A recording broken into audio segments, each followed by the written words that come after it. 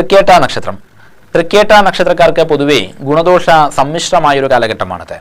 പുതിയ വീട് നിർമ്മിക്കുവാനോ വാഹനം വാങ്ങുവാനോ യോഗമുണ്ട്. കുടുംബത്തിലെ അംഗങ്ങളുമായിട്ട് നിലനിന്നിരുന്നതായ അഭിപ്രായ വ്യത്യാസങ്ങൾക്ക് മാറ്റം വരുന്നതാണ്. വീട്ടിൽ മംഗളകാര്യങ്ങളെല്ലാം തന്നെ നടക്കുവാനും സ്നേഹിതന്മാരുമായിട്ട് ഒത്തുചേരുവാനും അവസരങ്ങൾ ഉണ്ടാകും.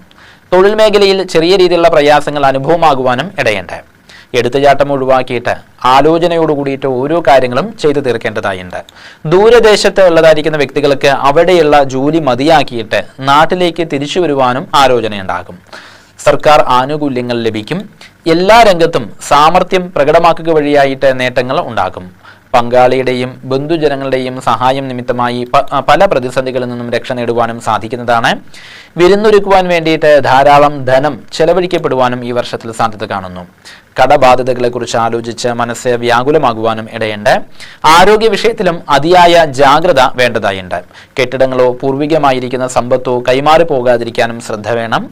ഭൂമി കൈമാറ്റത്തില് നഷ്ടങ്ങൾ വരാതിരിക്കാനും ശ്രദ്ധിക്കണം.